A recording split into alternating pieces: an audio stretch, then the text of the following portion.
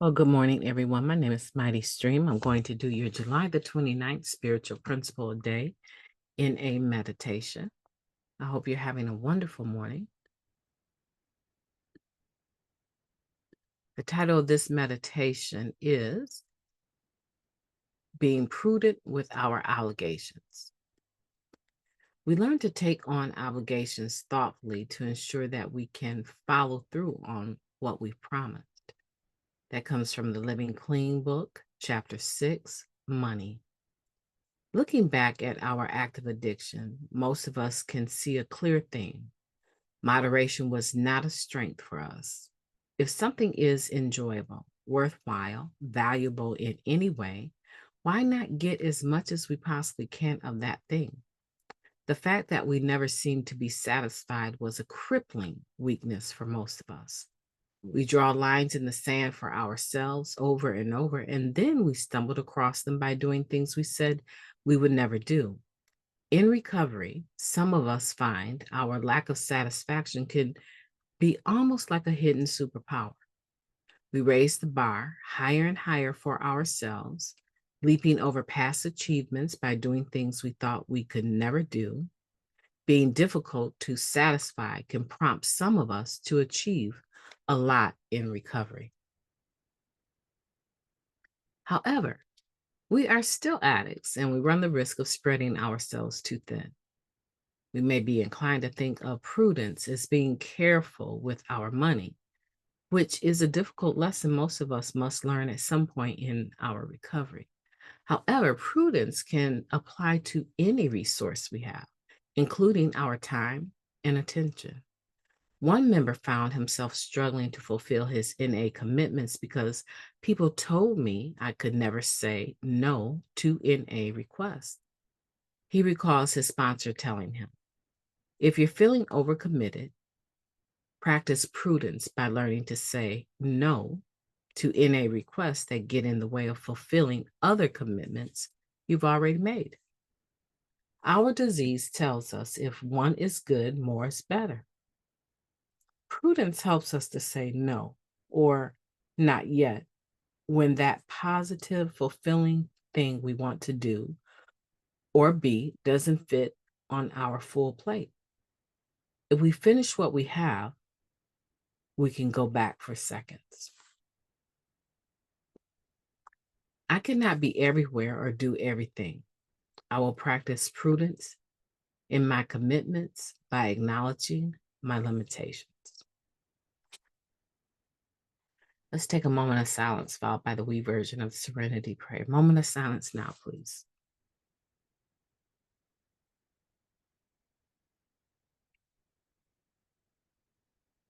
God, grant us the serenity to accept the things that we cannot change, the courage to change the things that we can, and the wisdom to know the difference.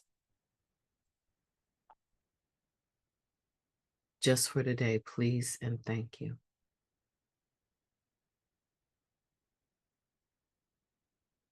That is a powerful meditation. Prudence, because people do think of prudence being applicable to finances, right? Saving your money, using it wisely, putting some up for a rainy day, buying those things you need and not always those things that you want. However, the spiritual principle of prudence is a spiritual principle that can be applied to mostly anything, just like love, just like faith, hope, joy, peace. Prudence is a spiritual principle. And the core of prudence is deeply rooted in modesty. I would say humility, but I think it's more rooted in modesty.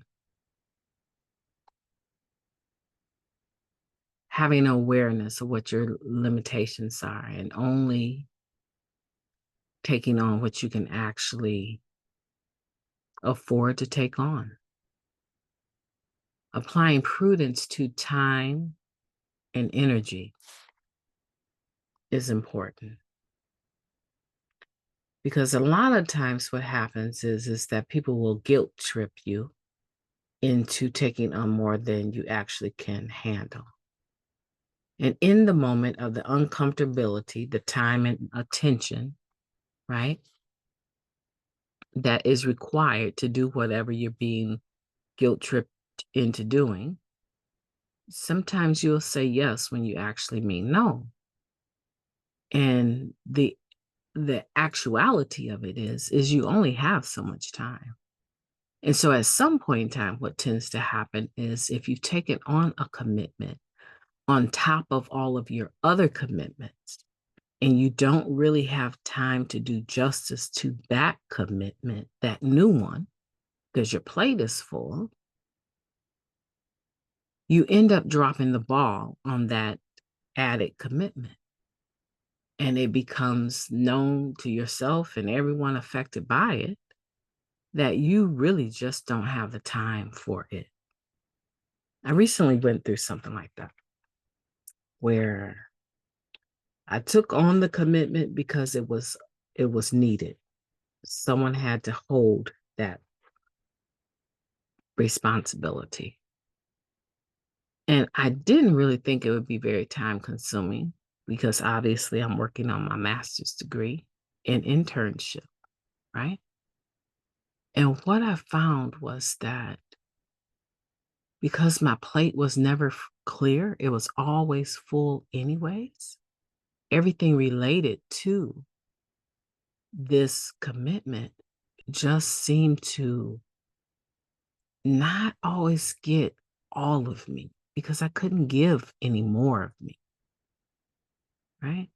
The day that I woke up and realized that who I owe, right? I owe God and I owe myself and I owe these children and my husband. That's who I owe in this world as it is now. Every other thing is icing on the cake. When I woke up with that realization, things began to change for me, right? My joy came back because I was now able to, anything that was extra, I was able to say that's extra, and I just can't do that, right? Even when it comes to sponsoring people, I put a limitation on what I can do and when I'll do it, right? If I'm sponsoring someone, I'm still committed to that. If you're committed to it. But if you're not committed to it, then I'm not committed to it, right? I don't get to sponsor you if you're not being sponsored, right? So I've learned that what I can change, I change. And when I say yes to something, I truly mean it. But I also truly mean it when I say no to something. Because I need to maintain that level of self-integrity and loyalty and responsibility to all of the other stuff that I've ever said yes to that's still on my plate. And when those things get removed off of my plate, I was talking to someone and I was saying, yeah, Wednesday is a horrible day, right? For anything, because I start out super early. As you see, it's 5:16 and I'm on my second podcast. I start out in the studio super early on Wednesday. I don't sleep any sooner than 11 o'clock at night because class gets out at 10 p.m., right? It's a super long day. And generally, what has happened is that because of poor time management, I have tons of homework that's actually due by 6 p.m. before I go into class. So Wednesday is usually a day where I'm digging in the books, trying to figure out what references to use if I have to do some sort of taping for class. It would be a lot easier. Like today is a beautiful weekend, beginning a beautiful weekend. if I would just tackle some of those things that need to be done before class on Wednesday. And I will. I think I'll be further ahead this week than I was last week. But I just figured out there's only so much time. And if I say yes to something on Wednesday, I really am already thinking about how hard it's going to be to actually fulfill that. And so I try not to commit to anything on Wednesday. Right. And so recently, my calendar had to clear out so that I could have time to, or not have time, but have an office actually to see the clients, right? I was struggling with getting offices available so that I can actually see the clients that are scheduled. So I just decided, you know what? Let me just clear this particular, it's inconvenient anyway. Why not just clear the calendar completely off so I don't have to worry about that?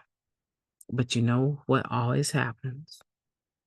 There's those individuals that they cannot budge their time, right? They can't. And you already made the commitment to see them on that day.